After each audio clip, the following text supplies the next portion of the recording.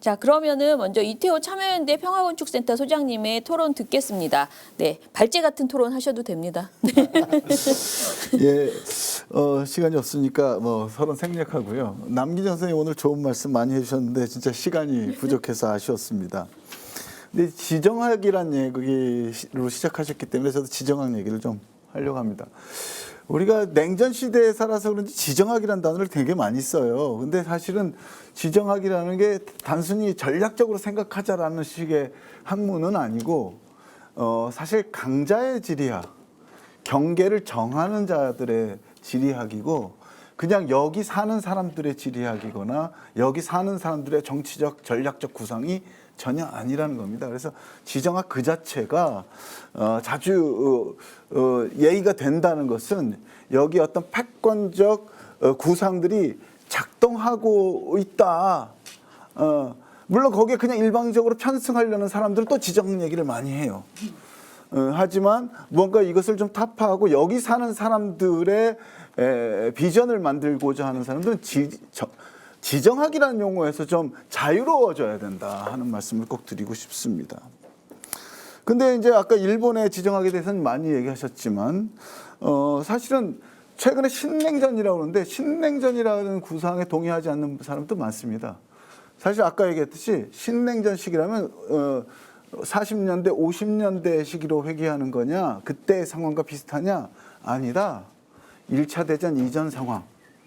말하자면 여기 말하면 시몬의 새끼조약, 중일전쟁과 러일전쟁 시기의 아시아 상황과 너무 비슷하다라고 하는 분들이 실제로 많다는 겁니다.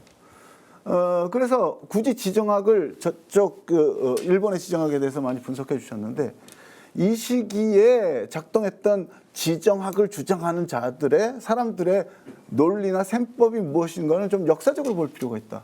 특히 미국의 지정학은 어떻게 작동했는가 이걸 잘 볼 필요가 있다는 거예요. 아주 간단하게만 요약해 보죠.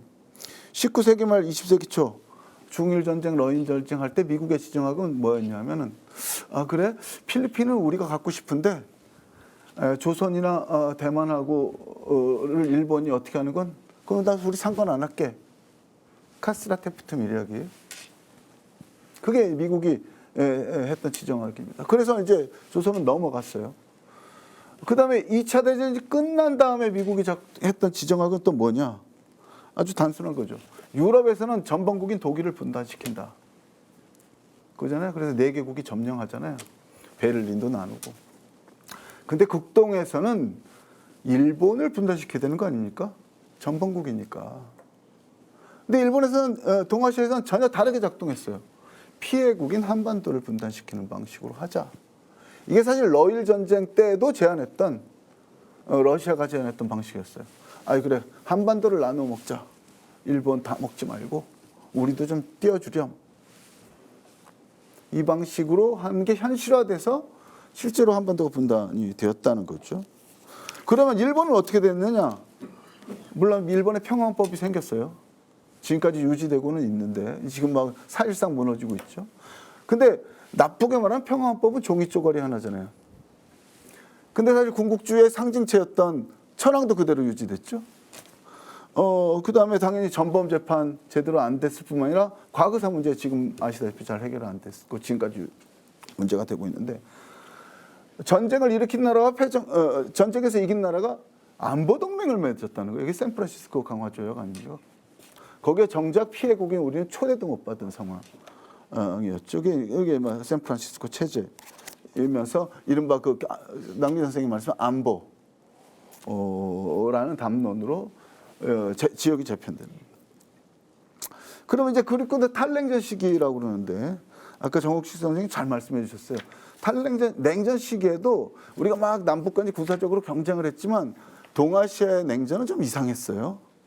그죠? 비동맹도 되게 강건했고 그 다음에 중러 간에도 관계도 안 좋았고 그 다음에 미국의 안보동맹체에 일본의 정당성이 없기 때문에 이쪽에서 무슨 헤게모니 파워를 갖기가 좀 힘들었고 뭐 이런 거였다는 거죠.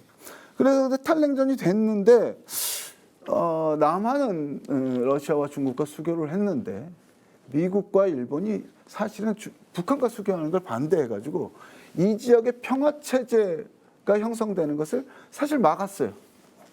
물론 뭐 간단하게는 북한이 무너질 줄 알았다.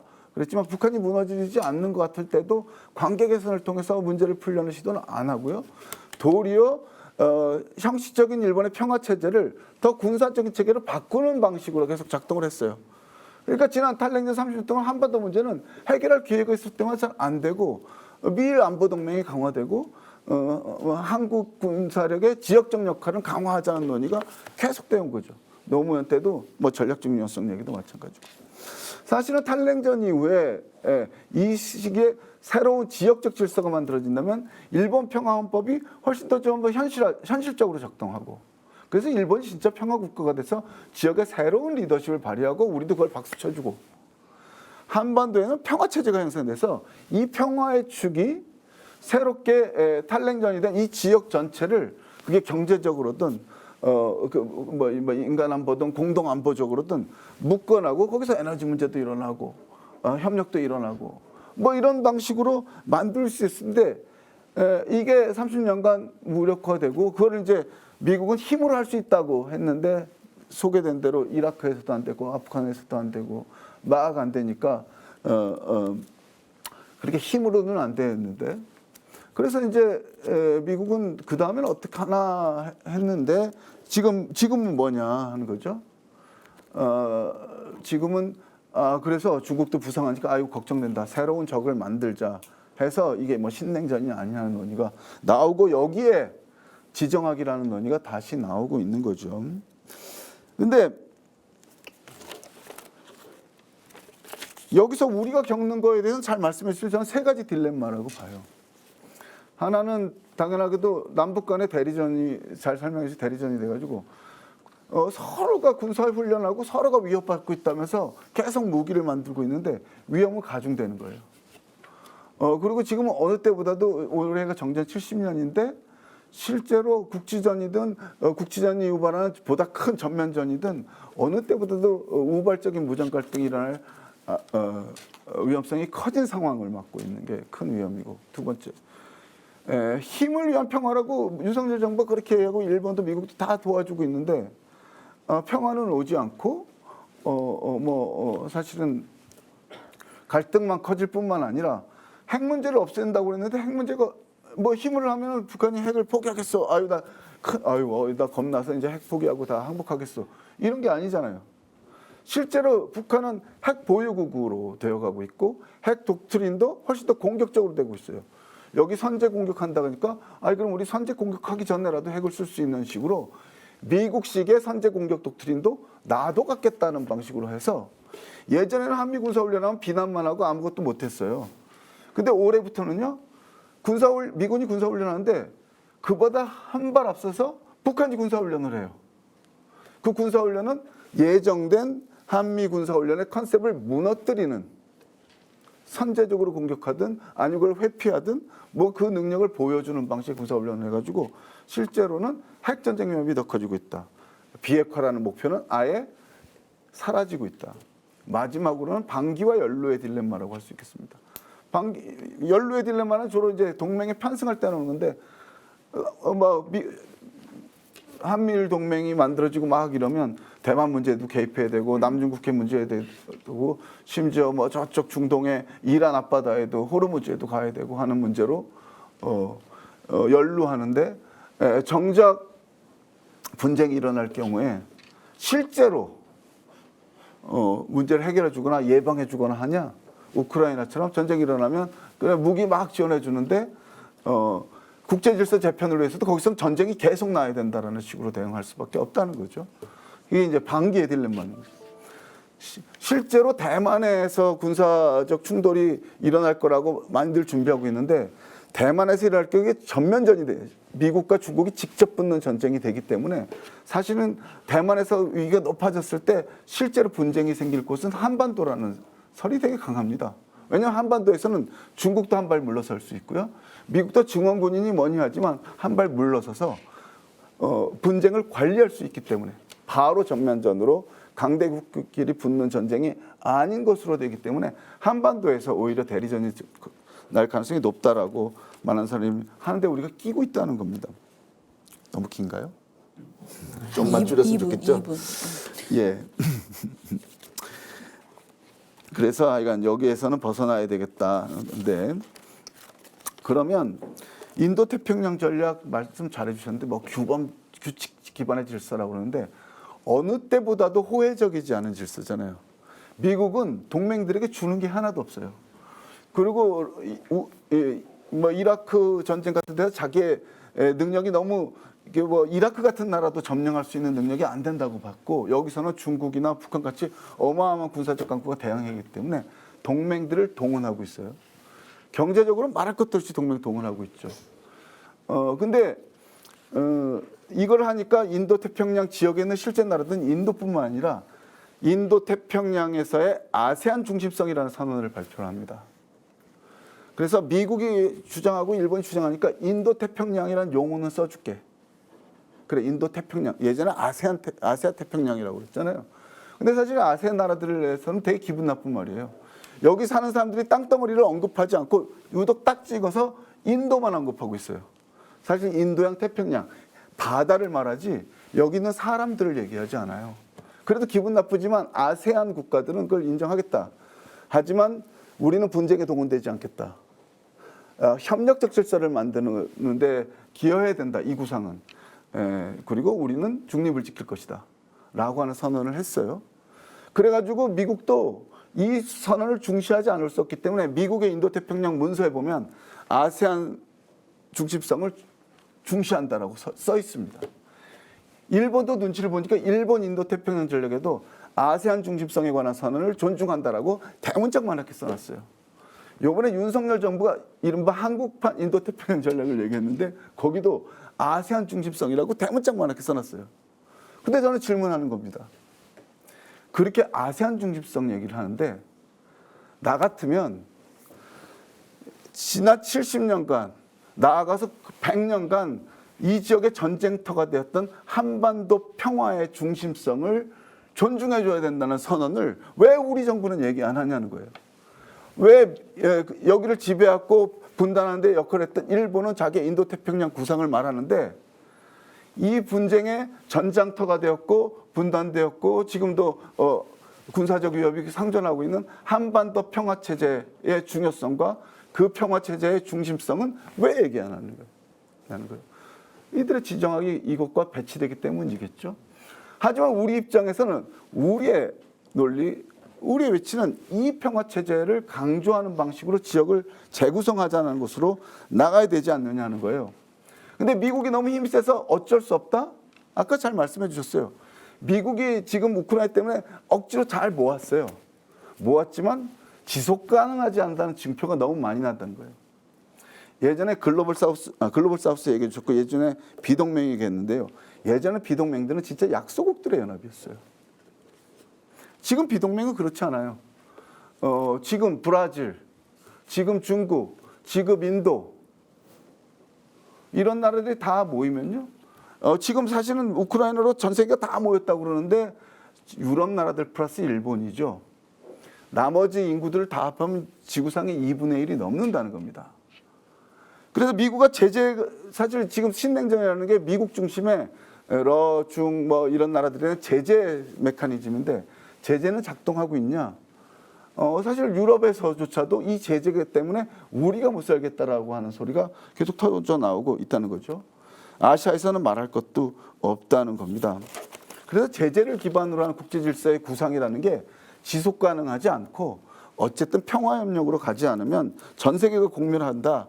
그리고 그 평화협력 중에 가장 지금 급박한 협력 중에 하나는 정욱식 대표가 말한 기후위기 협력 같은 거가 이런 문제 때문에 깨지는 게 너무 위험하다라는 건데요. 마지막으로 이전 정부 구상은 그래도 그런 아까 말했던 실리주의나 우리식의 현실주의에 기반하고 있었다라고 넓게 평가할 수 있을 것 같지만 저 입장에서는 만족스럽지가 않습니다. 그리고 뭔가 잘못한 게 있어요. 왜냐하면요. 지금 인도태평양 전략이 사실은 유체이따라법이고 규범은 없어요. 거기는 군사주의만 있고 미국 이기주의만 있는데 그래도 가치를 얘기하고 규범을 얘기합니다. 여기다 실리, 현실 이런 말로는 대응할 수가 없어요. 그럼 우리도 우리 나름의 가치, 우리 나라의 규범을 보다 분명히 했을 필요가 있다는 겁니다. 그러면 우리의 규범은 뭐였느냐? 그건 평화죠. 그럼 이전 정부들이 그래 평화의 가치들을 정말로 강력하게 주장했었느냐? 제 생각에는 우리가 지금 북한 GDP의 1.5배나 되는 군사비를 지불하고 있다는 것 자체가 우리가 이 이니셔티브에 대해서 소홀히 했다는 걸 반증하는 거라고 봐요. 북한은 북한 입장에서는 야, 우리가 국민들이 생산하는 걸 모든 걸 동원해도 니네 군사비의 1.5배 적은 거죠. 북한이 GDP의 25% 정도를 군사비에 사용한다는 통계가 있는데요. 그거로 따지면 지금 남한은 북한의 군사비의 6배를 사용하고 있습니다. 북한이 핵을 개발하지 않고 배기겠어요? 이런 문제에서 평화 이니셔티브를 위한 구체적인 구상들을 좀 더 발전시켜 나가고 그런 국제 질서를 꿈꿀 필요가 있다고 꼭 말씀드리고요. 그런 차원에서 그런 구상을 갖는다면 미국의 도움을 받아야 되기 때문에 일본에게 굽혀 들어가 가지고 모든 걸 내줘야 된다라는 외교 구상, 안보 구상 같은 게 발을 붙일 수 없을 거다라고 저는 보고 있습니다. 예, 들어주셔서 감사합니다. 시간이 진짜 없어요. 그래서 바로 이어서 듣겠습니다. 네. 김영환 민족문제연구소 대협력실장님 토론 듣겠습니다. 네, 안녕하십니까. 민족문제연구소 김영환이라고 합니다. 저희 민족문제연구소는 지금 강제동원 문제에 관해서 오랫동안 일본 시민사회와 연대해서 이분들 피해 회복을 위해서 일본에서의 재판 중 현재도 하고 있고요. 특히 일본 제철 소송에 사무를 맡아서 지난 한 20여 년간 계속해서 이 소송을 지원해 왔습니다. 기본적으로 지난 한일 정상회담과 관련해서 그리고 지금 한미일 안보 협력에 관해서 남기정 선생님께서 아주 잘 정리를 해주셨기 때문에 저는 거기에서 좀 제가 보충해서 말씀드리고 싶은 부분을 좀 말씀드리겠습니다. 지난 한일 정상회담 기자회견의 그 장면이 아마 역사적으로 엄청나게 저희들로서는 뭐 여러 가지 표현을 할 수 있겠지만 엄청 치욕적으로 그리고 역사를 시계를 거꾸로 되돌린 순간으로 기록이 될 것이라고 생각을 하는데요. 저는 그때 사실은 일본 전문가들 특히 이제 일본 시민사회 안에서는 기시다 수상이 아베보다는 좀 낫다 그나마 그리고 그래서 뭔가 좀 기대할 수 있다라는 그런 기대를 하는 사람도 있었지만 저는 그때 솔직히 그 기시다 수상이 아니고 죽은 아베가 뒤에서 있다. 그래서 아베가 마치 실제로 정상회담에 임했고 그 성과를 거두어갔다라는 느낌을 지울 수가 없습니다. 왜냐하면 기본적으로 아까 앞서서 남경 선생님 말씀하셨지만 아베가 주장하던 모든 것이 그대로 100% 실현됐습니다. 오히려 뭐 200%, 300% 너무나 실제로 일본의 외무성 담당자도 한국 정부의 이런 제3자 변제안을 내놨을 때 걱정할 정도로 놀랐다고 하는 거죠. 그것을 뭐 용기 있는 결단이라고 포장을 하고 있지만 실제로 윤석열 정권의 기본적인 한일 관계에 대한 기본 인식은 뭐냐 하냐. 이 한일 관계의 파탄이라고 하는 것도 저는 뭐 약간 허상이 있다고 생각을 하는데요. 2018년 대법원 판결이 잘못됐다라고 하는 겁니다. 그러니까 일본으로서도 건전한 한일 관계로 되살린다라고 얘기를 하고 있죠. 계속 건전하지 못했다라고 하는 거죠. 한국의 대법원 판결이 잘못됐다는 인식에서 윤석열 정권은 출발을 했습니다. 그러니까 그런 결과가 나올 수밖에 없었던 것이고요. 근데 이 판결이 어느 날 갑자기 떨어진 것이 하늘에서 떨어진 것이 아닙니다. 아까 말씀드렸지만 90년대 후반부터 아니면 70년대부터 이 강제동원 피해자들이 계속해서 일본에 가서 자신의 피해를 호소하고 재판 투쟁을 해왔습니다. 거기에서 일본의 시민사회와 법률가들이 지원을 해왔습니다. 근데 일본의 법정에서는 이것이 실현될 수 없었습니다. 일본 법원들이 강제동의 사실을 인정을 하고 그리고 당신들이 피해받은 것도 사실이다라고 인정을 했지만 1965년 한일협정 때문에 재판으로는 당신의 권리를 보장받을 수 없다라는 판결이 일본에서 내려졌거든요. 피해자들은 도저히 납득할 수 없었습니다. 그렇기 때문에 이것이 한국으로 와서 다시 소송이 이어진 것이거든요. 그래서 결국에는 이 판결이라고 하는 것이 뭐 일본철 소송 같은 경우는 97년에 시작이 돼서 2018년까지 21년에 걸쳐서 소송을 하신 겁니다. 피해자들도 다 돌아가셨습니다. 그래서 결국에는 이것이 65년 체제를 결국 극복해낸 것입니다. 65년 체제가 국가가 개인의 인권을 무시하고 박정희 군사 독재가 한미일 군사 협력을 위해서 피해자 개인의 권리를 무시해 왔다면 그것을 극복하기 위한 30년의 투쟁이 있었고 그것이 마침내 2018년 대법원 판결로 결실을 맺은 것이죠. 그런 의미에서 한일 시민연대, 한국과 일본의 시민사회가 피해자들과 연대해서 걷어낸 어떤 역사 정의를 위한, 그리고 또 이것은 민주주의 원칙에서 대단히 중요한데요. 잘 아시겠지만 사법농단이 있었습니다. 박근혜 사법농단.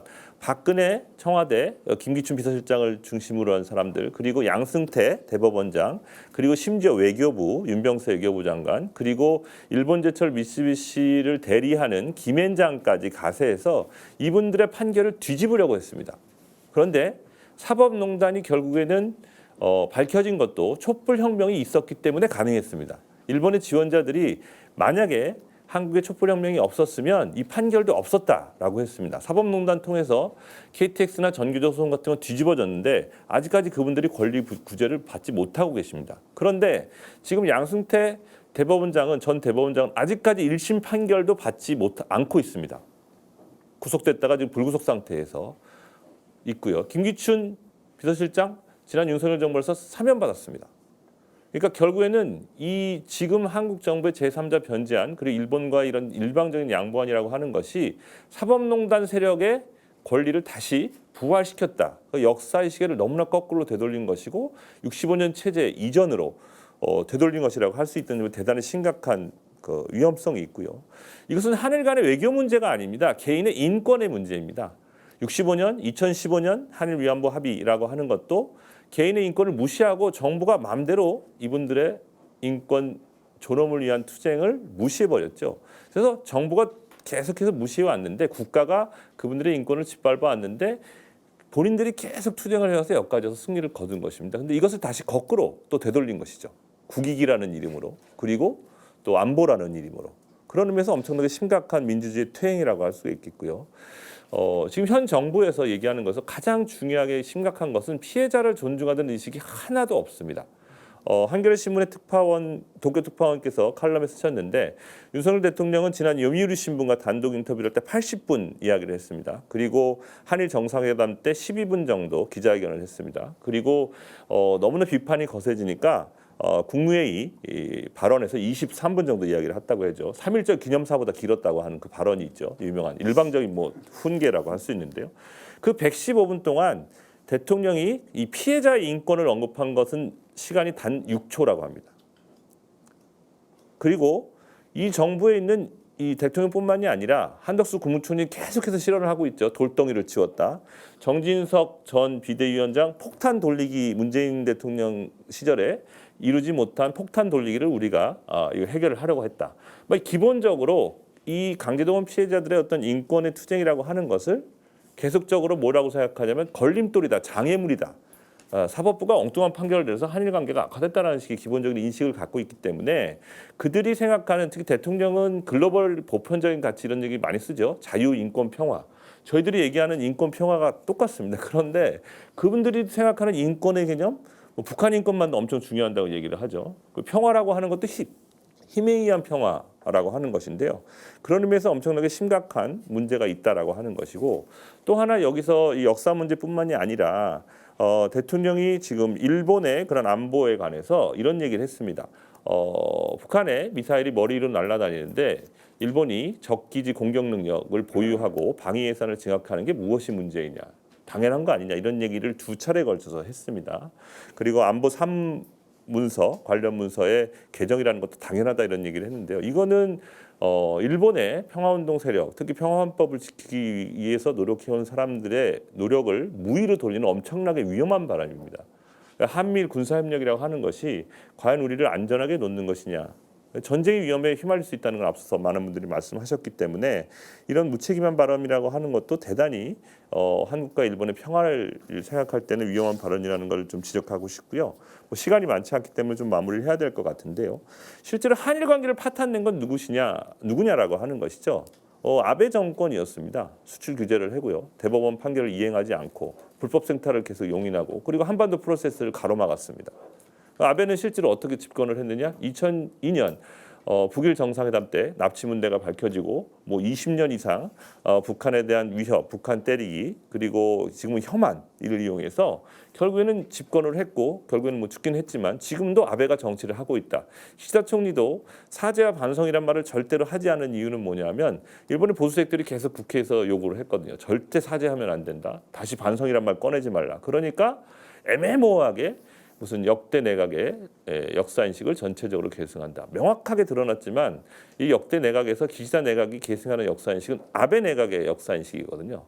가해자는 사죄하지 않았다고 하는데 한국의 대통령실과 대통령은 수십 번 사죄한다고 얘기합니다. 피해자는 사죄받은 적이 없습니다. 너무나 어처구니 없는 상황이 벌어지고 있는데요. 이런 것들을 생각을 할 때 정말로 결국은 아베의 기본 전략이라고 하는 것은 과거의 전쟁이 잘못된 것이 아니다. 그렇기 때문에 그거에 대해서 우리가 역사 전쟁을 벌여서 맞서야 하고 그래서 우리는 이 군비를 통해서 다시 전쟁을 할 수 있는 평화헌법을 바꿔야 된다는 게 기본적인 뭐 단순화시켜서 얘기하면 아베의 역사 인식과 평화에 대한 평화헌법의 개정에 관한 생각이었는데요. 그 길을 계속해서 도와주고 있는 것이죠. 기시다의 지지율 엄청 올라갔습니다. 그래서 마지막으로 강조하고 싶은 것은 이 강제동원 피해자들이 우리가 단순히 노무자로서 끌려가서 일을 했다. 그리고 근로정신대 피해자들도 군수공장에서 일을 했다. 결국에는 전쟁 피해자입니다. 일본의 침략 전쟁의 피해자입니다. 그런데 이분들이 평생을 걸어서 요구해온 그런 투쟁의 역사, 자신의 인간 존엄성을 회복하기 위한 이런 투쟁을 다시 전쟁의 길로 가려는 한미일 군사협력이라는 명목으로 되바꿨다라고 하는 것이요.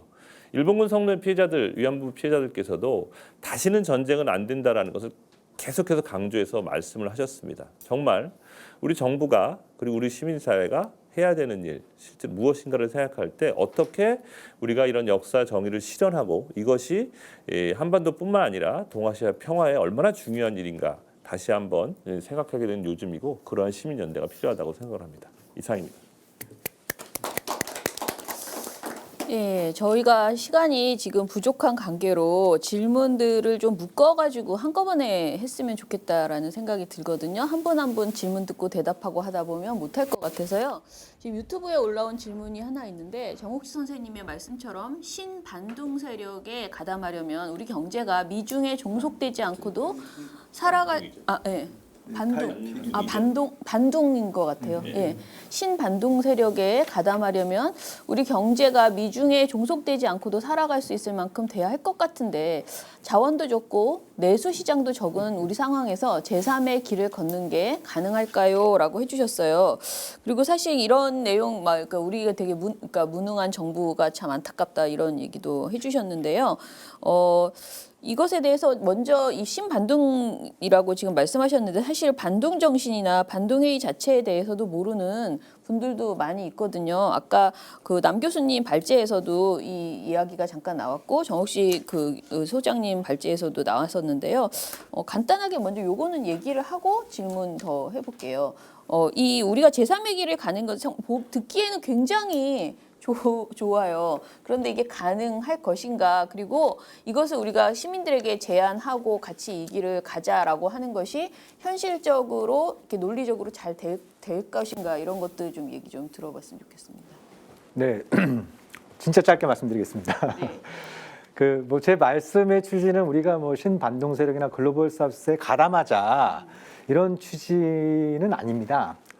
그러니까 국제적으로 이제 그런 흐름들이 있는데 우리는 잘 모르잖아요. 언론에서 잘 보도를 안 하고 우리 맨날 진영간에 나눠서 싸우는 거 위주로 보도를 하다 보니까 그러니까 많은 국민들이 느끼기에 우리가 어느 편에 서야지 우리가 살아남을 것처럼 그렇게 인식하는 경향들이 생긴다는 거죠. 근데 그렇지 않고 글로벌 사우스를 중심으로 해서 뭔가 제3의 움직임들이 일어나고 있기 때문에 일단 우리가 거기에 좀 주시를 하고 그 속에서 우리가 배울 게 혹시 있나?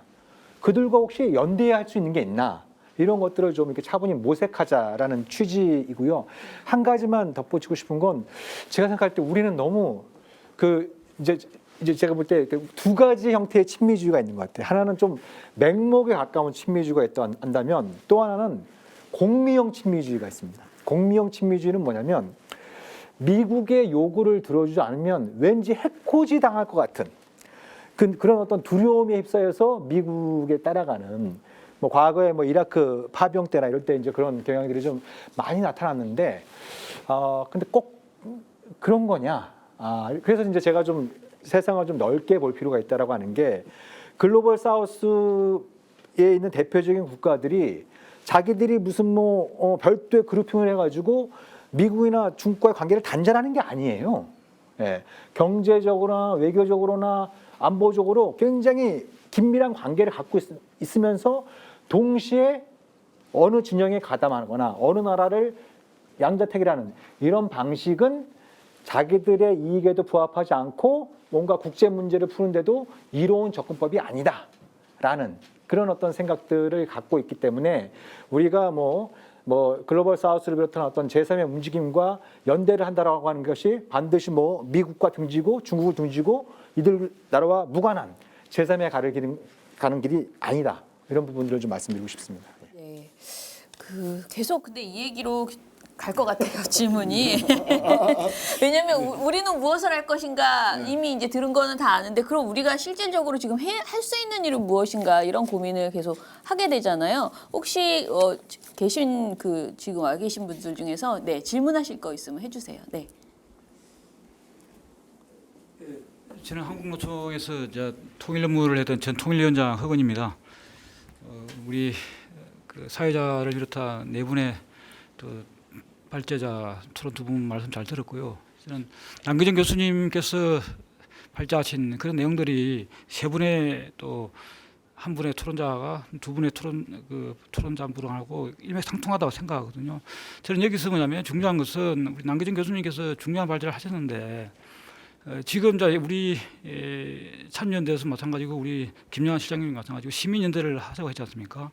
여기서 한번 처음으로 돌아갈 필요가 있을 것 같아요. 아까 우리 남기정 교수님께서 1905년 체제, 샌프란시스코 체제, 우리 모두가 다 잘 알고 있지 않습니까? 그 체제가 무엇을 만들었는지, 그 체제가 우리 대한민국을 어떻게 만들었는지, 미국과 일본이 무슨 약속을 했는지, 독도를 어떻게 만들었는지 그 부분에서 우리는 다시 한 번 더 짚어야 된다고 생각합니다. 그것이 과거의 역사라고 생각하지 말고 남기정 교수님께서 오늘의 역사라고 얘기를 하지 않습니까? 그 부분을 전 국민들한테 정확하게 알려야만 새로운 어떤 역사에 대한 어떤 성찰 속에서 미국과 일본을 보는 새로운 시각이 생기는 것이지 지금 현재의 정말로 빨리 진행되고 있는 지금 아까 우리 정식 대표님 말씀하신 그런 부분도 중요하지만 정말 샌프란시스코 강화 조약에 대한 1905년의 을사늑약 체제에 대한 지금 회기로의 그 부분을 분명하게 전 국민들한테 좀 알려야 된다 지금. 그래야만 새로운 역사가 좀 쓰는 과정이 되는 것이지. 지금 현재 반일 극복을 위한 역사 행동이라든지 등에서 많은 운동들을 하고 있지 않습니까? 그 속에서 단편적인 일들을 많이 하고 있어요. 정말 우리 남기정 교수님께서 말씀하신 그런 어떤 깊이 있는 얘기를 전 국민들이 알도록 좀 알렸으면 좋겠다. 왜냐하면 볼턴의 해고로에서도 말씀하셨지 않습니까? 일본이 우리 통일을 하는데 우리가 무슨 역할을 했는지, 일본이 어떤 역할을 했는지, 그리고 힐러리 클린턴이 골드만삭스 해가지고 우리는 통일을 바라지 않는다, 현상 유지를 바란다. 미국은 가지고 있는 그런 생각 아닙니까? 미국의 군사복합체는 지금 현재 어떤 일을 하고 있다, 우리 대한민국을 위해서. 그런 부분에 대한 본질적인 부분들이 폭로가 되고 전체로 알아야만 뭐냐면 오늘 이 사태가 이제 나오는 거거든요. 우리 국민들은 지금 뭐냐면 미국과 중국이 지금 무역 전쟁을 하고 있구나, 싸우구나. 그럼 우리는 미국 편이니까 미국 편을 들어야지.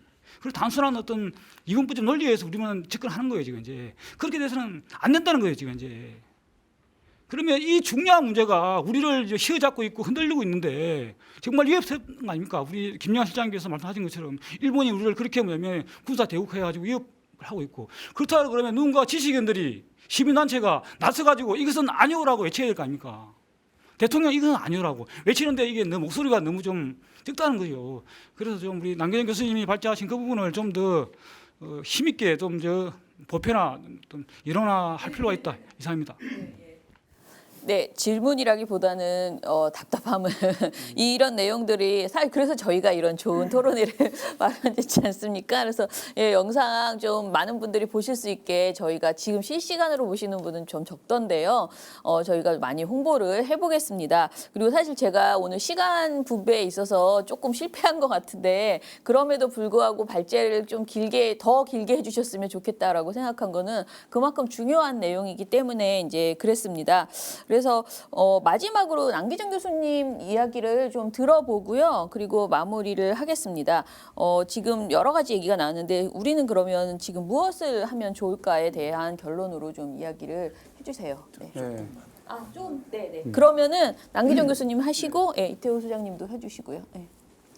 지금 그 질문의 방식이 좋은 것 같습니다. 그러니까 무엇을 해야 되는가라고 하는 질문의 방식이죠. 그러니까 아까 아마 그건 아니었을지도 모르겠는데 정리하는 과정에서 그렇게 나왔을지 모르겠는데 갈 수 있을까요? 제3의 길을 갈 수 있을까요? 라고 하는 질문보다는 어떻게 하면 갈 수 있는가라고 하는 질문의 방식이 돼야 될 것 같고요. 또 한 가지는 아까 질문에서 자원도 적고 내수시장도 적기에 라고 하는 거를 이제 분리한 걸로 말씀하셨는데 오히려 그렇기 때문에 우리가 살 길은 제3의 길을 가야 된다라고 하는 거라고 할 수 있습니다. 그러니까 한미일 관계 속에서 이게 지금 이것도 설명이 길어질 텐데 과거와 그러니까 문재인 정부 때 복구되고 있던 한미일 관계가 아니라 이번 정부에서는 안보 면에서도 위계적이고 경제적으로도 굉장히 그 위계적인 분업 구조로 지금 우리가 들어갈 가능성이 높아지고 있는데 위계적인 분업 구조 속에서 하위 구조로 들어간다라고 하는 거는 자원도 없고 내수 시장도 적은 우리로서는 굉장히 불리한 거를 강요받을 수 있는 가능성이 크다라고 하는 거죠. 그러니까 이거는 절대로 우리가 가지는 말아야 된다라고 하는 거고 그렇기 위해서는 그럼 어떻게 되는가라고 하는 건데요. 저는 1905년 체제도 얘기했고 1965년 체제도 얘기했지만은 사실은 주관적으로 객관적으로 그때와 많이 다릅니다. 객관적인 사항도 다르고 주관적인 사항도 지금 많이 다릅니다.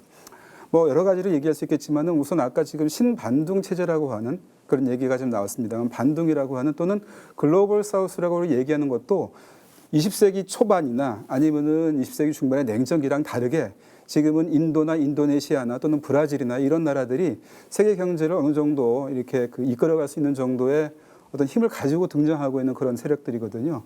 그러니까 중국도 굉장히 주목을 하고 있는 거고요. 또 아프리카 같은 나라가 지금 굉장히 여러 가지로 지금 주목되고 있습니다. 그동안에는 중국 마당이 돼 있었는데 최근에 보니까 일련의 과정 속에서 해리스 부통령이 탄자니아, 가나 뭐 이런 데 가가지고 굉장히 열심히 노력하고 있더라고요. 그게 뭐냐면 아프리카도 굉장히 지금 주목받고 있는 땅이거든요. 그러니까 이런 데가 있다라고 하는 거고 객관적인 상황이 바뀌었는데 주관적으로 우리도 많이 바뀌었습니다.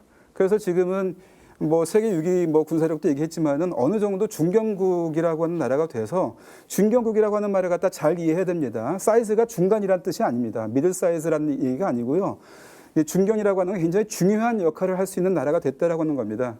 그러니까 뭐 이 뭐랄까요 그 척추 같은 의미라는 거죠. 사람의 몸으로 말하자면은 그런 정도의 역할을 할 수 있는 나라로서 우리가 성장을 했기 때문에 우리가 피보트가 될 수 있는 겁니다. 우리가 중심축이 될 수 있는 겁니다. 그리고 우리가 그렇게 될 수 있음에도 불구하고 제가 보기에는 이게 불편한 사람들이 있고 이게 이렇게 가서는 안 되겠다라는 사람들이 있어서 뭐 말은 표현은 좀 안 좋습니다만 작당을 하고 있는 거죠. 그러니까 그렇게 안 갈 수 있는 가능성이 있음에도 불구하고 우리에게 상상력의 범위를 굉장히 좁혀놓고 거기에서 양자택일을 놓고 선택하라라고 지금 강요하고 있는 게 지금의 현실이다. 라고 하는 생각을 좀 해줬으면 좋겠다는 생각이 듭니다. 그러니까 이거는 제3의 길은 현실이다라고 하는 걸 좀 말씀드리고 싶은 겁니다. 예. 그리고 한 가지만요. 네. 그래서 우리가 지금 당장 할 게 뭐냐라고 하는 건데요. 제가 아까 저기 이태호 선생님께서 좋은 말씀하셨는데 이 지정학이라고 하는 게 지리를 갖다가 짚어놓는 권력의 학문이라고 말씀하셨지 않습니까? 맞습니다. 근데 이게 사실은 역사하고도 연동이 되어 있습니다. 그래서 역사 플러스 지리학인데 지금 일어나고 있는 지정학 전쟁이라고 하는 것은 그런 의미에서 다른 의미에서는 역사 전쟁입니다. 결국에는. 그래서 역사 전쟁에서 지면 안 되는 겁니다. 지금의 전선은 역사 전선에 있거든요. 그래서 지금 말씀하신 것처럼 이 문제에서 우리가 더 이상 물러서서는 안 되겠다라고 하는 것이고요. 그래서 지금 이 정부가 하려고 하는 대일 외교에서 가장 문제가 되는 이 핵심의 문제를 가지고 물고 늘어지고 이거를 절대로 이렇게 가지 않도록 하게 하는 그런 힘을 갖다가 여러 군데서 발휘를 해야 되는 거겠죠. 그게 뭐 시민들이 모여가지고 하는 그것이 기초가 된다고 한다면은 일단 그것부터 시작하는 거고 일본의 시민사회하고 연동하려고 하는 그런 노력도 해봐야 되겠고 그런 거라고 생각이 됩니다. 네, 이태호 소장님. 네. 예, 어쨌든 뭘 할 거냐 관련해서 사실은 우리가 역사적인 생각을 좀 해봐야 된다는데 사실 한반도에서는 사실은 우리가 생각하는 최악들이 일어났어요. 지난 100년간은. 지금까지 우리가 잘 버텨왔지만 그 역사적 고비마다 우리가 상상할 수 있는 최악의 상황이 있기 때문에 지금도 뭐 대단한 일을 하는 게 아니라 우리가 상상할 수 있는 최악을 막기 위해서 연대하는 게 되게 중요할 수 있습니다. 여태까지 지난 100여 년 동안 한반도는 분쟁 지역이 되었고요. 1905년 체제로 갈 가능성이 높다는 것은 여기서 전쟁이 날 가능성이 높다는 거예요. 여기가 국제적인 전장이 될 가능성이 높다는 거기 때문에 전쟁을 막는 것에 연대하는 것만으로도 굉장히 큰 역할을 할 수가 있습니다. 지금 우리가 상대하거나 우리가 논쟁하는 세력은 여기서 헤게모니 파워를 변경시키려면 반드시 전쟁이 있어야 된다라고 믿는 사람들이기 때문에 이 전쟁을 막는 것 자체가 생각보다 훨씬 더 중요합니다. 그걸 막기 위한 노력만으로도 여러 가지 구상들이 흔들릴 수가 있어요. 그리고 또 하나는 말씀하신 대로 저쪽이 완벽하게 작동하는 체제라면 아까 제3의 길이 있는가라고 고민해야 되는데요. 저는 이게 극단적인 보호무역 체제도 곧 경제 행위자들이 아예 이대로는 안 된다고 새로운 이니셔티브가 반드시 나올 겁니다. 거기에 우리가 어디에 편승하지 않고 균형추를 여기서 조금 바꾸는데 말이라도 보탤 수 있느냐, 공론장을 더 바꿀 수 있느냐 하는 것만으로도 되게 큰데, 왜냐하면 지금 우리가 일본한테 뭘 줬기 때문에 G7에 초대받는 게 아니라 한국은 이미 G7에 계속 언제 초대받을 것인지 얘기되던 나라였던 것이거든요. 때문에 우리가 어떻게 다양한 목소리에 귀를 기울이고 선택지를 가지고 논의하는 거냐만으로도 국제적인 여론을 바꿀 수 있고 국제적인 이니셔티브를 바꿀 수 있기 때문에 조금씩 변경해 나가는 일이 있을 수 있고, 그래도 미국과 무역도 하고 영국과도 협력할 수 있고 일본과도 제재 국면에서도 계속 교류하지 않았습니까? 그런 일들을 같이 찾아 나갔으면 좋겠다는 말씀을 드리고요. 한 가지 마지막으로 이거 하려고 손을 들었는데, 그래도 우리가 열심히 행동을 해야 됩니다. 올해 이 한일 관계를 정상화하기 위해서 우리가 권기해야 되고 평화를 위해서 권기해야 될 때다. 다른 거 가지고 우리 뭐 총궐기도 하고 촛불도 하고 그러는데 지금은 진짜 이 문제를 가지고 마음을 모아서 연대하고 행동할 때다. 우리만 행동하는 게 아니라 국제적으로 이 문제에 관심을 갖고 같이 행동해 줄 것을 요구할 때고 지금이 그 적기라고 생각합니다. 그걸 같이 했으면 좋겠습니다. 네. 굉장히 어려운 주제였어요. 처음에 생각할 때는 굉장히 쉬운 주제 같았거든요. 왜냐면은 이거 뭐 정확하게 답이 있네라고 생각했는데 막상 대안을 이제 모색하는 과정이 되니까 우리가 접하고 있는 이 현실이 너무 좀 암울하다 그런 생각이 듭니다. 저는 이제 언론 운동을 해왔던 사람이기 때문인지 또 이번 주제를 토론회를 준비하면서 관련 보도들을 많이 이제 찾아봤는데 그 발제문에 있는 많은 내용들, 그런 중요한 정보들이 너무 보도가 없는 거예요. 아까 이제 한덕수 총리 발언 그 아베 상가로 했던 발언, 그게 보도가 2건인가밖에 제가 찾아보지를 못했어요. 야, 어떻게 이런 발언을 했는데 이렇게 우리나라는 보도를 안 하지? 이런 생각이 들면서 정말 이게 뭐 굉장히 뭐 무능인가 아니면은 의도적인 것인가, 지금 우리의 언론의 현실이 답답하다는 생각이 들었습니다. 그래서 이런 것들을 알려나가려면 이제 결국은 언론을 보는 게 아니고 우리가 찾아서 막 봐야 되고, 이런 뭐 좋은 유튜브 영상들을 이제 봐야 되는, 이런 어떻게 보면은 정말 현명한 시민이 되기 어려운 그런 상황이 되었어요. 그런데 어찌됐든 간에 이렇게 우리 상황, 이 국제 정세를 읽는 눈, 이것이 우리의 생존하고 정말 직결되어 있는 내용이다. 그 평화와 기후위기, 이런 주제는 진짜 우리 인류의 생존, 지금 당장 우리가 아주 뭐랄까 직면하고 있는 주제이거든요. 그래서 이런 것들에 대해서 어떻게 해서든 많이 공부하고 공유하고 이런 그 행동, 뭐 연대하고 이런 것들이 필요하겠다라는 생각이 듭니다. 마지막으로 말씀드릴 거는 이번 주에 나왔던 보도여서 MBC 스트레이트에서 사실 이 비슷한 주제로 지난주에 방송을 했어요. 그래서 4월 2일자 방송인데요. 꼭 한번 보시면, 저희 이 방송과 연결해서 이렇게 보시면은 좀 이해를 하는데 도움이 되실 것 같습니다.